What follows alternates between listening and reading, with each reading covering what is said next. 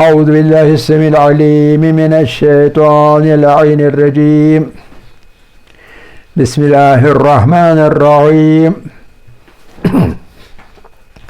الحمد لله رب العالمين، وصل يا ربي على محمد وآله الطاهرين.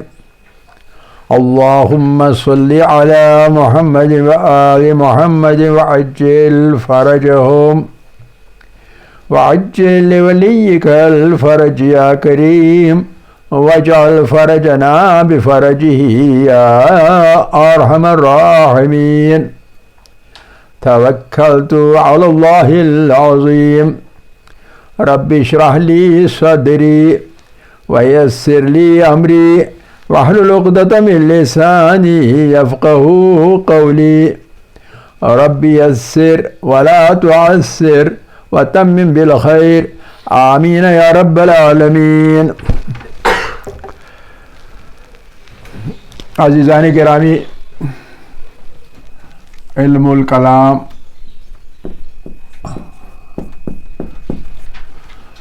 کی بحث کے سلسلے میں ہم ہجرت نبوی، جناب پیغمبر صلی اللہ علیہ وسلم کی ہجرت کی بحث تمام کر چکے ہیں. رسول اللہ صلی اللہ علیہ وسلم نے ہجرت کی.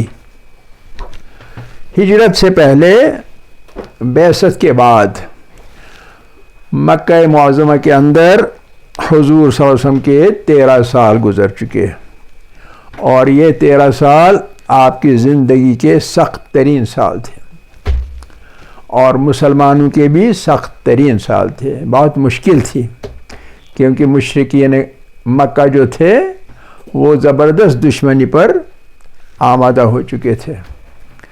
تو یہی وجہ تھی کہ آخر پر ان کو حکم دیا گیا رب جلیل کی طرف سے کہ وہ ہجرت کریں، مکے سے نکل جائیں، کہ مکے میں اب زمین میں کسی طرح کی زرخیزی نہیں رہی، اور اس پر مستزاد یہ کہ جہاں انہیں بہت ہی سہارا دو عظیم ہستیوں کا، حضرت ابی طالب علیہ السلام اور حضرت خدیجہ سلام علیہ کا تھا، ان دونوں کا انتقال شعب ابی طالب کے اندر محاصرے کے آخری سال میں ہوا تھا، اور بعد میں زندگی اور بھی سخت ہو چکی تھی، اس لیے مکہ کو چھوڑ دیجیے.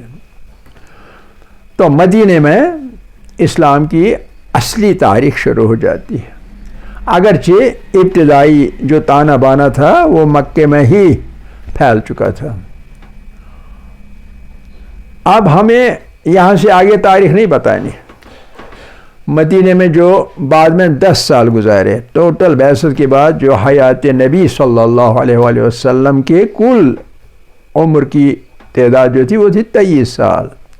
23، جسے عام طور پر لوگ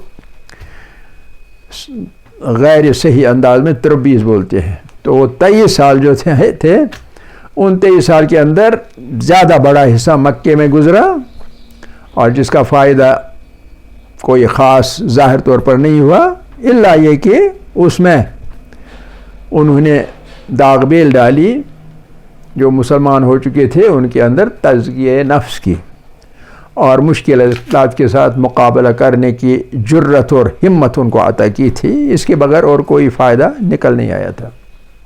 تو لیکن مدینہ، جس میں بعد میں صرف 10 سال ان کے باقی تھے حیات طیبہ کے، ان 10 سالوں پہ ہمیں ہماری توجہ جانی چاہیے تاریخ کے اعتبار سے نہیں،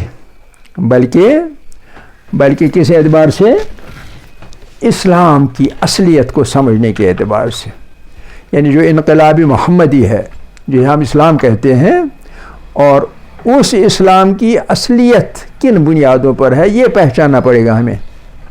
یعنی یوں تو ہم کہتے ہیں اسلام کیا ہے؟ ہم کہتے ہیں اسلام وہ ہے جس میں نماز ہوتی ہے، زکوٰۃ ہوتی ہے، حج ہوتا ہے، وغیرہ وغیرہ ہوتا ہے، روزے ہوتے ہیں، تو اس طرح سے. تو لیکن یہ سب ایک فارم ہے. ہر تحریک کے 2 جہتیں ہوتی ہیں ہر تحریک کی. ایک جہت ہوتی ہے جس میں ہمیں اس کا نقشہ سامنے آ جائے جس کو ہم فارم کہیں گے. فارم شکل. ایک ہوتی ہے شکل. ہر تحریک ایک تحریک ہے, ہر تحریک کی ایک شکل ہوتی ہے,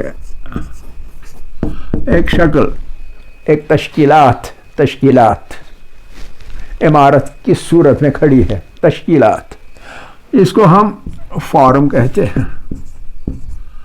اور یہ فارم کیسا فارم ہے کسی تحریک کا؟ یہ فارم کبھی کبھی ریچولز کی صورت میں موجود ہوتے ہیں. ریچولز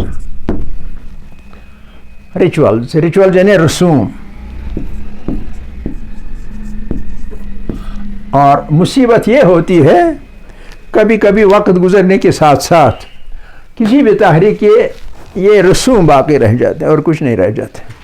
جیسے آج کل اسلام کے سلسلے میں بیشتر طور پر, زیادہ طور پر صرف یہی رسوم رہ چکے ہیں, اور کوئی چیز غائب ہے, مسنگ ہے.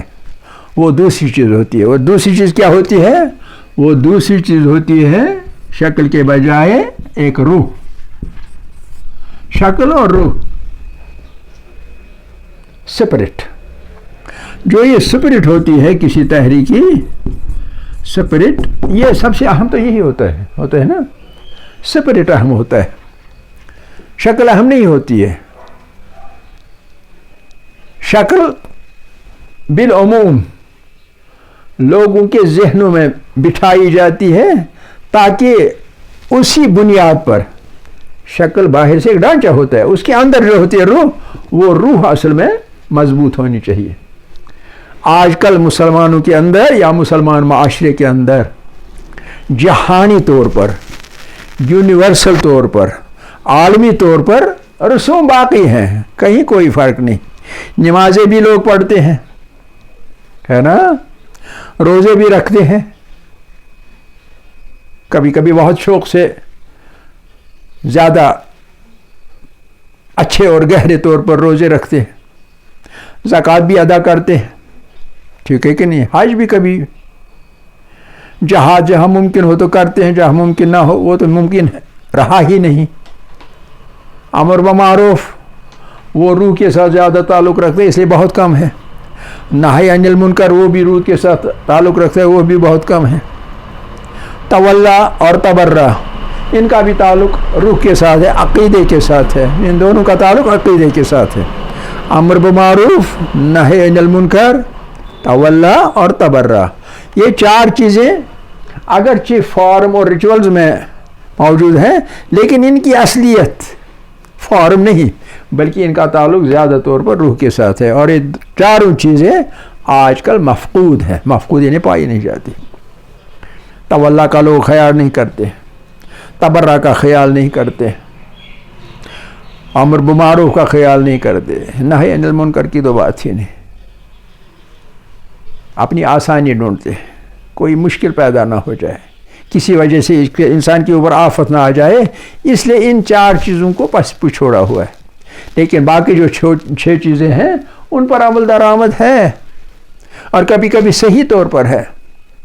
نماز کے سلسلے میں مثال کے طور پر اذانیں, تاریخ میں اسلام کے ابتدائی مرحلے میں اذانیں لمبی بڑی اور اونچی نہیں ہوا کرتی تھی, ہے نا. آج کل تو بہت غضب کی اذانیں ہوتی, صحیح ہے کہ نہیں. ہر چیز کو تہز نہز کرتی ہیں, ساؤنڈ پولیوشن ایسا پیدا کرتی ہیں کہ خدا کی پناہ, ہے نا. تو لیکن یہ فارم جیسا تیسا موجود ہے, لیکن روح جو ہے وہ مفقود ہے. یہ سپرٹ جو ہے اصل چیز یہی ہوتی ہے, اندر جو چیز ہے اصل چیز تو یہی ہے. جہاں تک ہمارے مکی زندگی کے بارے میں جناب پیغمبر صلی اللہ علیہ وسلم کے تعلق ہے, تو اس میں یہ فارم کی بنیادیں پڑ گئیں. یہ جو پہلا حصہ ہے اس کی بنیادیں پڑ گئیں, اور جو یہ دوسرا حصہ ہے, جتنے سارے مسلمان مکے میں ہوئے ان کے اندر یہ بھی بہت زبردست ہے. لیکن اس سلسلے میں زیادہ جو ارتقا ہوا, زیادہ جو پھیل گیا اور پھر ارتقا ہو گیا, اور زبردست روح میں قوت آ گئی, اور اس کا تعلق خاص طور پر مدنی دور کے ساتھ ہے, کیونکہ اس میں وسعت پیدا ہو گئی. یہاں تو زیادہ سے زیادہ مکی دور میں سینکڑوں کی تعداد میں زیادہ سے زیادہ لوگ تھے مسلمان. یہاں تو ہزاروں، ابتدا میں ہزاروں کی تعداد میں پیدا ہو گئے، اور کچھ ہی دیر میں زیادہ سے زیادہ نصف صدی کے اندر اندر مسلمانوں کی تعداد لاکھوں کے اندر پہنچ گئی ہے نا. اتنی وسعت اسلام کو ملی، مسلمانوں کے معاشرے کو ملی، اتنی زیادہ وسعت کہ اسی کے ساتھ ساتھ اب جب تک نہ روح طاقتور ہو، جب تک نہ روحانی بنیادیں زبردست ہو جائے، اور تب تک اسلام قائم نہیں رہ سکتا تھا. لیکن یہ مدنی دور کا اصل میں کمال یہ ہے کہ مسلمانوں کو ایک ایسی حیات بخشی، ایک ایسی حیات کہ وہ تمام دنیا پر، اس وقت کے تمام دنیا پر، تمام سے مراد ہے میجر حصہ، اس وقت کے میجر حصے پر، جیسے ایشیا، جیسے افریقہ، جیسے یورپ، یہ 3 ہی جگہیں تھیں، 3 ہی براعظم تھے جو زیادہ سے زیادہ اس وقت دریافت کیے ہوئے تھے. تو ان تمام براعظموں میں مسلمانوں کی حکومت قائم ہو گئی بہت بڑے حصے پر. تو یہ کس بنیاد پر ہے؟ یہ اصل میں اس بنیاد پر ہے، نہ کہ اس بنیاد پر. اگر اس بنیاد پر ہوتا تو آج بھی اسلام حکمران ہوتا. لیکن اس بنیاد پر ہے، چونکہ یہ آج کل کمزور ہو چکی ہے، اس لیے یہ بنیاد کمزور ہونے کی وجہ سے مسلمانوں میں انحطاط آ چکا ہے. آج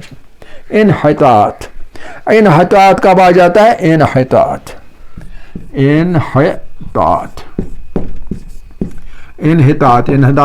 کیا معنی؟ انحطاط، تنزل، گر جانا، تنزل، گر جانا، گراوٹ آ گئی، سمجھ رہے نا؟ ڈیگریڈیشن آ گئی، تانا بانا ختم ہو چکا ہے. اور وہ کس وجہ سے ہو چکا ہے؟ کہ اسلام کی جو روح ہے وہ روح کمزور پڑ چکی ہے. اور وہ روح کمزور پڑنے کی وجہ سے جو فارم کے سلسلے میں آخری 4 چیزیں ہیں جن کا زیادہ تر تعلق روح کے ساتھ ہی ہے، وہ مفقود ہے. اور باقی جو 6 حصوں میں، فارم کے 6 حصوں میں آج بھی برابر پہلے کی طرح، بلکہ پہلے سے زیادہ جوش اور ولولے کے ساتھ قائم ہے، لیکن اصل چیز موجود نہیں، اس لیے انحطاط آ گیا، تنزل آ گیا. ٹھیک ہے کہ نہیں؟ تو لہذا یہ چیزیں سمجھنی ہیں. اور یہ کہاں سے ہم سمجھیں گے؟ یہ ہم سمجھیں گے جناب پیغمبر صلی اللہ علیہ وسلم کی مدنی زندگی کی تاریخ پر نظر ڈالنے سے. تاریخی طور پر نہیں، بلکہ عوامل اور نتائج کے طور پر. کون سے عوامل تھے اور ان کے کون سے نتائج نکل آئے. صحیح کہ نہیں؟ گویا ہمیں سمجھنا ہوگا اب تک یہ مکی دور کے ساتھ زیادہ تعلق رکھتا ہے. مکی دور، اور مکی دور زیادہ بڑا تھا، 13 سال، اور یہ مدنی دور زیادہ کم تھا، صرف 10 سال. ہمیں سمجھنا ہوگا کہ ان 10 سالوں کے اندر کیا چیز تھی جس کی بنیاد پر اسلام نے عروج پایا. اسی بنیاد پر ایک عروج ملا، مدنی دور کی بنیاد پر ایک عروج ملا اسلام کو، اور عروج ایسا کہ دنیا پر چھا گیا. سمجھ رہے نا؟ دنیا پر چھا گیا. تو جب تک نہ یہ چیز سمجھ آئے گی، یہ دوسری والی چیز، جب تک نہ یہ چیز سمجھ آئے گی تب تک مسلمان اس کا تجزیہ نہ کریں گے، یہ سمجھیں گے نہیں، تب تک ان کا جو ریوائول ہے، انحطاط کے بعد ریوائول ہونا چاہیے. ریوائول احیاء نو، ایک ریوائول،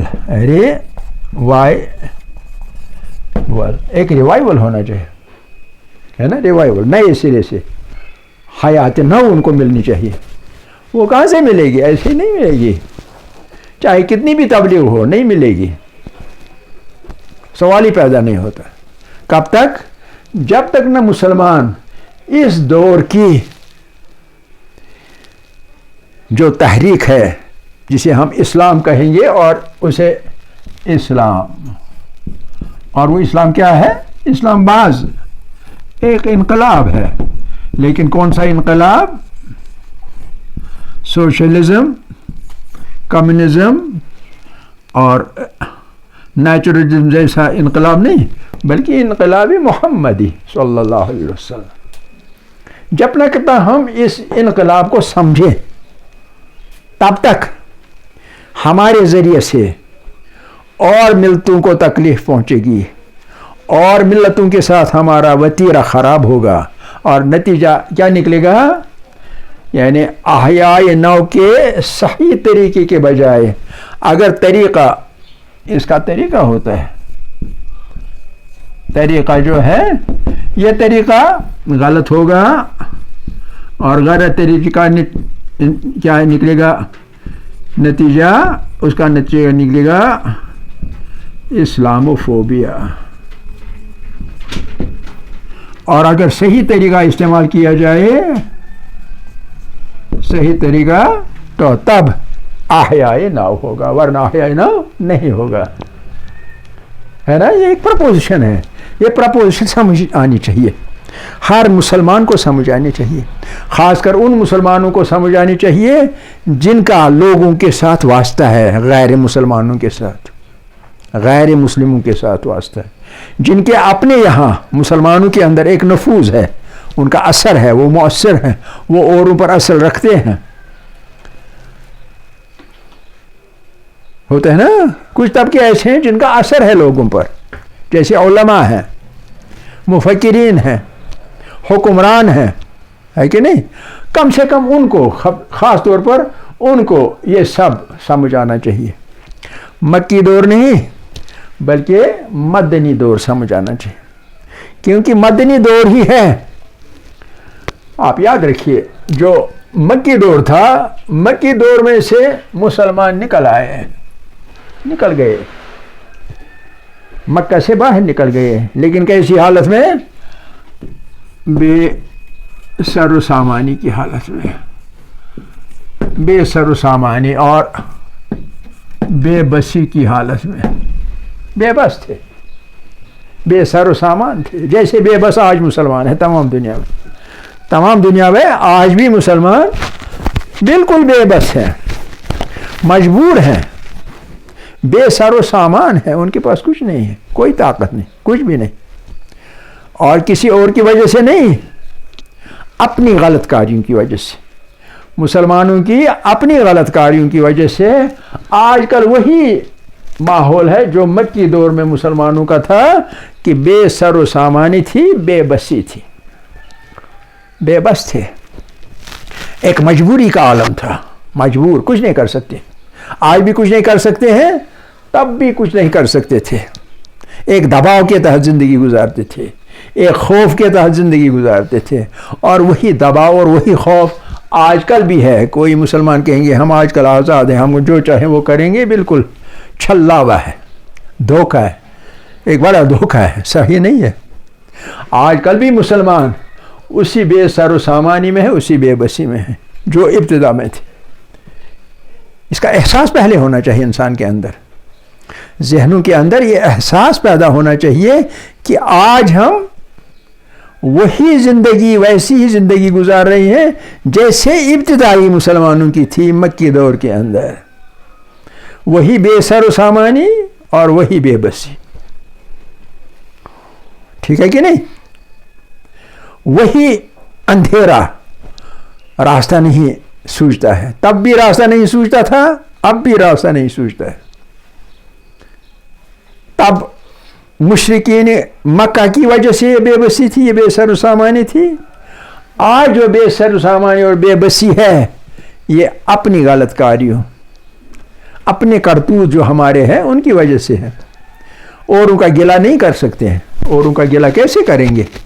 کیونکہ سب کچھ کیا کرایا اپنا ہے، سب کچھ کیا کرایا اپنا ہے، اور اس میں سب سے بڑی بات جو ہے اب کیا کرایا میں، وہ سب سے بڑی بات ہے انشعاب، انشعاب،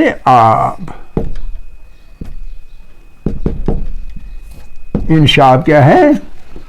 بٹے ہوئے، بکھرے ہوئے، جس کو ہم عام لفظوں میں فرقہ پرستی کہتے ہیں.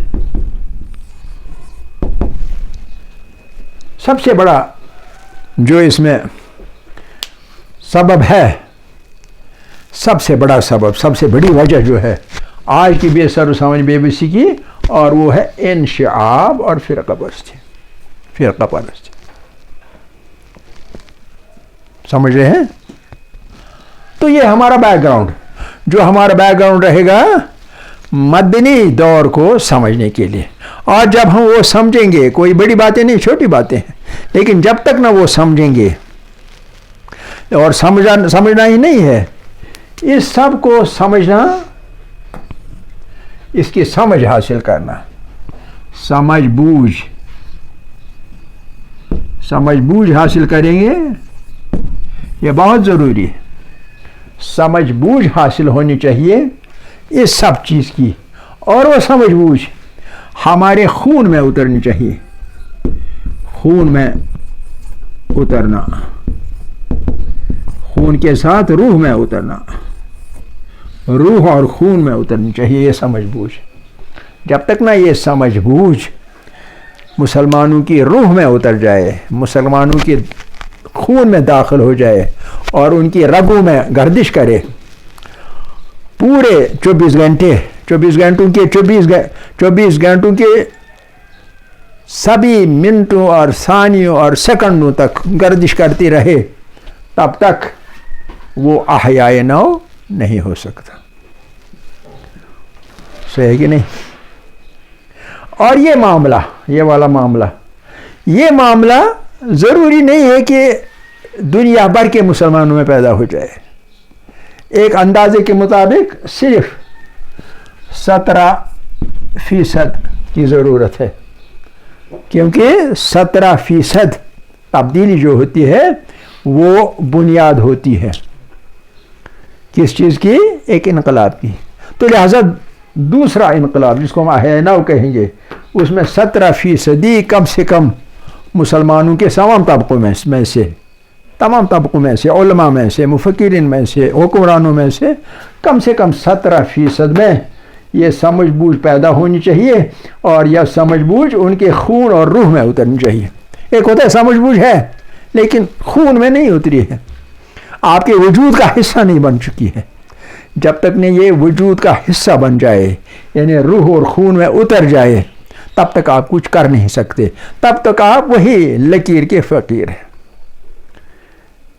جو پہلی والی لکیر ہے ابتدا کی، اسی لکیر کو پیٹتے چلے جا رہے، کوئی نیا راستہ تلاش نہیں کر رہے. صحیح کہ نہیں؟ تو لہذا یہ چیز ضروری ہے. اور جب یہ چیز آئے گی تبھی اس احیاء نو کو پیدا کرنے والا آخری انقلاب جو ہوگا، آخری انقلاب، وہ آخری انقلاب عالمگیر ہوگا. ایسا عالمگیر ہوگا کہ تمام دنیا پر پھر ایک انصاف پر مبنی، انسانوں کے لیے درد دل رکھنے والے لوگوں کا معاشرہ وجود میں آئے گا. صحیح ہے کہ نہیں صحیح ہے؟ اوکے.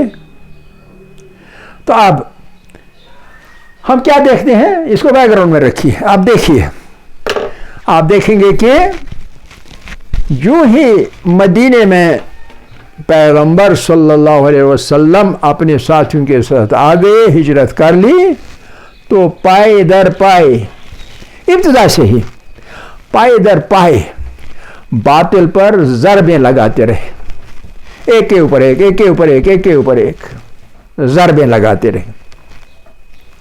باطل پر ضرب پر جب لگتی گئی تو آخر پر باطل کو سرنگون ہونا ہی پڑا. تاریخ دیکھیے، آخر پر سرنگون ہونا پڑا. صرف 10 سالوں کے، صرف 10 سال، 10 حیات نبی صلی اللہ علیہ وسلم کے 10 سال آخری، صرف ان 10 سالوں کے آخری سال سے بلکہ پہلے ہی 90 سال میں ہی مکہ کے مشرکین جو تھے انہوں نے پورے طور پر اپنے ہتھیار ڈال دیے تھے، اور سب سے بڑے دشمن تو وہی تھے.